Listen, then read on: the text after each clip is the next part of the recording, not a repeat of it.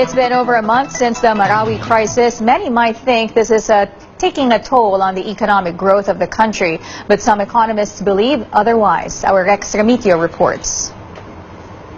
The harrowing images of death, decay, and destruction in Marawi, Lanao del Sur may be scenes of the Philippines that the world sees right now. But for economists like Bernardo Villegas, the country's economic growth will remain robust despite the crisis. He says the autonomous region in Muslim Mindanao, which Lanao del Sur is a part of, contributes less than 1% of the country's gross domestic product.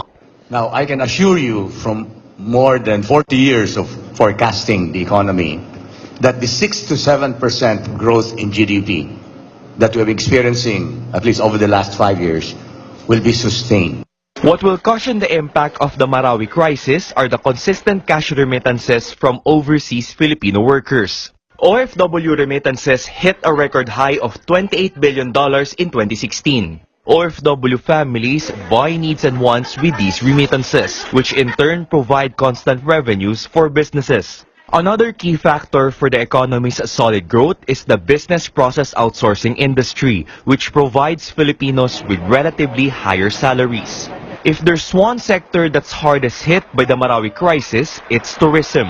Philippine Travel Agencies Association President Marlene Hante even admits it's now harder to say it's more fun in the Philippines. When it comes to tourist arrival, we really admit that it's declining right now. For economist Alvin Ang, the country's poorest province, Lanao del Sur, which has a poverty incidence per family of 67.3%, will surely further shoot up. That's why the Agriculture Department is among the key agencies involved in a multi-billion peso master plan for Marawi and the province, whose people depend on agriculture as a source of livelihood. If you put support in this production, then you also solve certain issues on peace and poverty at the same time.